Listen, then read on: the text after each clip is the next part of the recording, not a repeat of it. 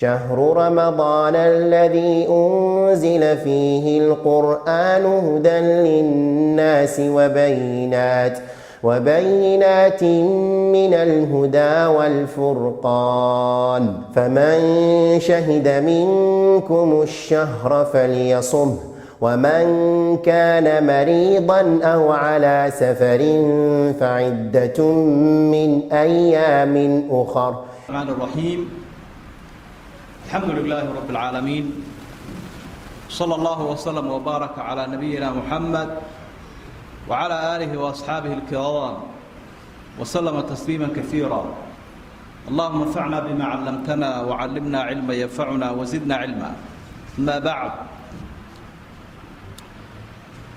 casharkeennan iyo ka ku xiga waxaynu insha allahu kaga warrami doonaa sekada. arkaanu islaamka waxaynu ka soo warrannay soomkii, waxaynu ku xigsiin doonaa sekada maadaama bisha ramadaan dad badanoo muslimiinta ka midii sekada ay bixiyaan. sekada waa ammaanay qur-aanka kariimku qofka sakaynaya naftiisa iyo xoolahaba. alla wuxuu uhi qad aflaxa man zakaaha waqad khaaba man dasaaha. waxaa liibaanay qofka naftiisa nadiifinaya ee sekadii faralka ahayd iyo tii bixinaya, tii xoolaha iyo tii naftaba. macnaha sakaatulmaalki iyo sakaatufidrigii labadaba bixinaya. waxaa lagu magacaabaa seko waa korodh iyo nadaafad. xoolihii nadaafadna way helayaan iyo ninka bixiyeyba ama qofka bixiyeyba korodh iyo barakana way heli. islaamku bixinteeda aad buu dhiirigeliyey. arkaan islaamkiina way ka mid taho ilaahay nabigu amray inuu dadka ka qaado. khud min amwaalihim sadaqatan tudahiruhum wa tusakiihim biha wasalli calayhim ina salaataka sakanun lahum. dadka sake ka qaad baa lay nebi maxamed oo aad ku nadiifinayso oo aad ku barakaynayso, una ducee. sidaasaana saxoo qofka sekada laga qaado ama dowladdu ha ka qaado ama qof shacibi waa in loo duceeyaa. oo nabigaba kuma koobna calayhi salaatu wasalaam. qur-aanka kariimka aad buu uga hadlay aayado dhowra mawduuca ka hadlaya oo sekada ku ammaanaya dadka muslimiinta inay bixiyaan iyadiyo salaada israaciyaan. qofka markaa bixin waayana goodi baa la saaray ama hanjabaad weyn. alla wuxuu uhi waaladiina yaknizuuna adahaba waalfidata walaa yunfiquunaha fii sabiili اllah fabashirhum bicadaabin aliim. kuwa xoolaha kaydsanaya iyagoon jihaadka ku bixinayn, ila meelaha lagu bixiyo jihaadka ka mida sekadii, cadaab kulul ugu bushaareen. marka uu qofku diido sekada ee uu bixin waayo maxaa laga yeelayaa? cuquba adduunye iyo mid aakhiraba wuu leeyahay. qofkaa isaga ahay cuquba adduunye wuu leeyahayoo waa lala dagaalamaya, dagaal baa lagu qaadaya. diidmadu wayse kala duwanta. qofka idhaa igumaba waajibin gaalnimaa loola dagaalamaya. ka yidhaahda way igu waajibtay bixinse maayana waa laga faramaroojinaya. xoolahana in kalaa laga qaadayaaba. waman manacahaa fa inaa aakhiduuha wa shadra maalihi. qofka sekada bixin waaya iyadii waanu ka qaadi buu nebigu.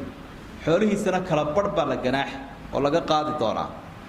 casmatan min casamaati rabbina tabaaraka wa tacaala. waajib ilaahay weeyo loo joojin maayo kaa diida ee dafiray. xoolaha ay sekadu ku waajibtaa waa noocyadee 6 nooc baa wakhtigii nabiga jiray layskuna waafaqsan yahay. sekada dahabka iyo lacagta. sekada dahabka iyo lacagta oo berigaa hore dhururi cascas iyo mid cadcad baa jiri jirtay, laakiin iminka meesheedii waxaa u taaganu tan baananka akoonnada taalla iyo ta waraaqaha iyo ta electroniga iyo waxoo dhan waa la ysku dari wixii lacaga. waxaa sidoo kale iyadana aynu gaari doonaa sekada sakaad fidriga la idhaah ama sekada laga bixiyo jidhka. sekada ganacsiga waxaa la yidhaahda rikaaska oo wakhtigii meeshaa islaamku aanu xoraynin xoolo lagu aasay weeye, kadibna la xoreeyey dalkii lagala soo baxay, hadda maba haynaba kaa. iyo sekadii xoolaha nool iyo sakadii beeraha. sakadu waxay leedahay qodobada aynu sheegnay ama maalka noocyada kala duwan ee sakadu ay ka waajibayso mid waliba wuxuu u baahan yahay sharax dheeraad ah oo si gaara loo iftiimiyo, laakiin si guud baynu hadda u sheegnay. qofka sakada bixinaya wuxuu leeyahay shuruudo. haddii shuruudaha laga waayo saka laguma leh. wixii aan xoolaha hore aynu soo sheegnay ahayna saka laguma lahay ka dhiganta. sakada qofka laga qaadaya waa inuu xor yahay, leanna qofkan addoonka la idhaahdaa dee isagu waxbaba ma leh. qofkii isaga lahaabaa xoolihiisa leh. xorriyaddaas waa shardi asaasiyahoo dee qofka tasarufkiisi baa ku xidhan. shuruudaha waxaa ka mid a inuu muslim yahay, oo haddii uu gaal yahay hadda sake lagama doonayo, islaam baa laga doonaya inuu islaamo. sakadu qofka laga qaadayo shardi uma aha shardiga cibaadooyinka kale loo xidho ee aynu caqli leeyahay oo uu qaangaadh yahay, macnaa baaliq baa laydha, baaliq caaqil mukallaf. shardigaa cibaadooyinka kale waa loo xidhaa, laakiin halkan waxba loo xidhi maayo cibaadada maaliga ah. qofku hadduu waalan yahay oo xoolo uu haysto waa laga bixinaya, hadduu asaasiq yahay xoolihiisa waa laga bixinaya. sakaad fudriga sakadii maalkaba dad badanoo asaasiqaa jiro oo waayeela, qaar waalan baa jira haddana xoolo leh, sakadii waa laga bixinayaa. waayo nebigu shardi unbuu u dhigo wuxuu ihi tu'khadu min aghniyaa'ihim, waxaa laga qaadayaa muslimiinta maalqabeenkooda. marka qofkan waalan iyo kan sabiga ahay maal ma leeya wey saka ka bixi karto, haa daliilka wuu soo gelaya oo laga qaadaya. shardiga saddexaad waxa weeye xooluhu inay gaadhaan heerkii ay ku sakoobayeen, waanaynu sheegi doonaa taa xagga dambe insha allah. inay dee shay waliba wuxuu leeyahay qadar uu ku sakoobo. 6daa nooc aynu soo sheegnay, heerkaa jeer uu gaadho saka laguma laha wey. marka waa inuu heerkii gaadhaa. oo dee adhigii geelii loodii markaynu soo qaadano, geelii 5 buu ku sakoobayaa, adhigii wuxuu ku sakoobayaa 40, loodii 30. lacagtii waynu gaadhi insha allah.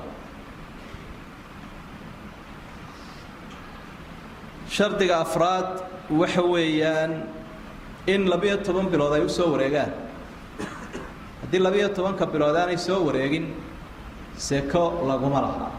si kale haddii loo dhigo islaamku hal mar buu ka doonayaa sanadkii qofka sekada. taasina nabigaa sheegay calayhi salaatu wasalaam laa zakaata fii maalin xataa yaxuula calayhi alxawl.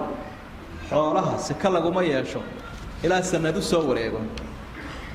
sanadkana waxaa fiican in lagu xisaabtamo kan hijriga ah, ama aan idhaahnay bishan dayax.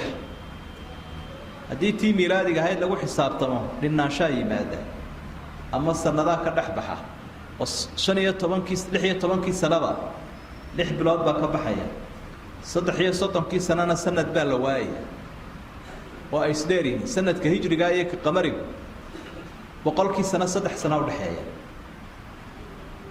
marka dad مثلا haddii aad da' tirsanayso 66 jir tahay ood miilaadiga tirsanayso, macnaheedu waa maxay? xagga kalena waxaa tahay 38 jir. reer magaal badan isma oga yaa dan bishii dayaxii 2 sano kugu jira, ninkaaga 66 jirkii waa miilaadiga, laakiin marka la eego tii qamariga 2 sano kula socda. marka rag badan baa yar baraarugay ilata 8 waxaa tahay 68 jir baad. saa daraaddeed waxa fiican ama waajib badee noqonaya in sanadkaa la ilaaliyo. sanadkaana islaamku waxa uu ku doortay waa ka ummadda ugu sahlan. dadku ma yaqaanaan xisaabtan qarsoon, kalendarna ma wada haystaan iyo taqwiim.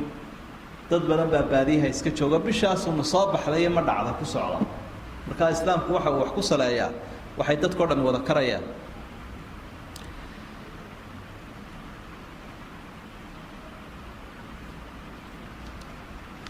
waxaa jira markaa shardigaa xoolaha qaar baa laga soo reebaya oo aan iyaga shardi u ahayn inuu 12 bilood u soo wareegaan.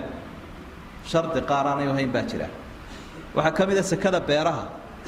12 bilood lama sugo arabakhida digirta aroorka waxa dhan marka la jaro markaas baa la eegaa 20 gadbadood ma gaaraya marka hadduu gaarayo waa sakagal looma eega sanad waa mid waxa labaad oo saka loo eegaynin aan loo eegaynin sanad maqasha ku dhalata xoolaha geel yaariyo la mid kasta aada maqal baa ku soo biirta oo dhalata hooyadood baa u tirinaysa sanadka iyagana looma eego lax ka roondilo waatay u bixiyay reer dhiig arigoo 120 ba mid yar dhalanaysa nayl yar ama ceesaan yar baa dhalanaysa labaaba ku waajibaya kii reer miyiga ha uu yaabayo wuxuu wartan yar dhalatay waaba lax ka roondila neef ka weyn bay iga dishay diridda damala waa la iga qaaday uga jeeda si kala iga qaaday waxa iyaduna sidoo kale ganacsiga faa'iidadiisa ila waa maqashiyo kala unay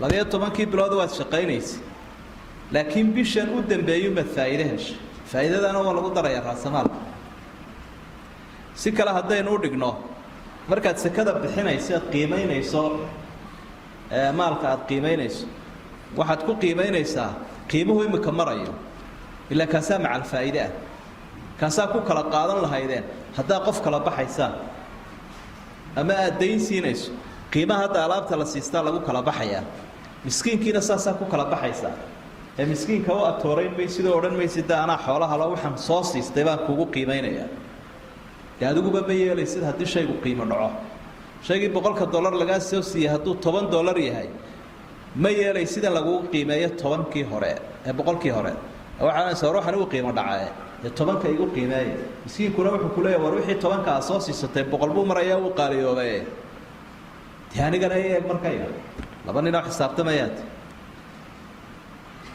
waxa afraado iyaga aan sanad loo eegin rikaaska waxa la yiraahdo tafiilul jaahiliya maalka asnaa la soo helay afarta looma eega sanad waxa isweydiin la sakada dumarku xidhaan waa mas'ala khilaafiya culimada qayb kamid ah waxay qabaan in laga bixinayo sakada waxay si culimadu u badan waxba laga bixin maayo kol hadii maalkaas ay gabadhu isku qurxinayso waxa sidoo kale wax kasta oo aan naami ahayn ama aan soconaynin oo aan shaqaynaynin talan kutubtii sheekha dharkii qofkan maxaan ku raahdaa alaabtii uu ku shaqaysanayay qalabkii warshadu ay lahayd wax kasta oo aan wareeg sameynaynin soo saar alaabtaas marka shuruudahaasi in iyagana lagu xisaabtamaana aad bay muhiim u yihiin waxaynu intaasi raacin lahayn macdano kala jira oo dahabkiiyo lacagta kaba qaalisan kuwa iyaga saka lagu malaha macdanaha kale su'aal kale iyaduna imanayso hadda dahabkii cascasa iyo ma hayno iyo lacagtii cascasayd oo bariga hore kiishka lagu qaadan jiray waa dahab cas iyo lacag cad oo markaa dhururi ahaa wax lagu kala iibsan jiray macdan saafi ah ma hayna hadda waraaqa la hayaa waxa lagu qiimeynayaa laba qowl baa jira culimada qaarkood waxay leeyihiin dahabka lagu qiimeynayaa lacagtii dahabka ahayd ba tan waraaqayn haysana lagu qiimeynaya marka waxa aad haysato ama ganacsiga ku jira ama account-ka ku yaaleen haduu gaarayo 85 gram oo dahab ah saka galbu noqonaya hadii kala saka lagu malay $4,000 meelaha qayb kamid ah culimada waxay leeyihiin waxay nagu qasbayeen in dahabka uu ku qiimeyno ila lacagta bariga nabiga la isticmaali jiray tii cadayda silfar taayid baa iyaduna kamid ahay taaba maynu ku qiimeynay ila qiimaheedu waynu haynaaye oo waa 595 gram qiimaheeduna waa $200 dahabka hadii 85 gram afar ku yihiin lacagtiina 200 dirham ahayd waqtigii nabiga imikana waa $200 marka laba faa'iido taasi leedahay oo masaakiinta sidaas u badan oo dad badan baa sakeynaya de وأحوذ للعبادة عبادتنا سيدا سودة البضا وانت أتسكدت كباتين لهاي صدقة ونقونا يسادر لسيكتنا المهم لبدا قولوي تران مركا مادام مساكينتو أي نقول بدانتهاي ويفي عنتهاي قفكي هلية dee lacag qadarka aynu sheegnay $200 wax ka badan hadduu sanadkii u yaalo ama ku shaqaysanayo ha iska bixiyay inta yar wax badan dee maaha boqolkiiba 2.5 bay hayde 200 intee lagu yeelanaya de waa $5 soo maaha marka hore baa mid xayraan ag taagnaa lahaa idhi oo u dhiibaya dee waa sakay qaadaha yidhaaho maxay yeelaysa mulaaxadadaasina aad bay muhiim u tahay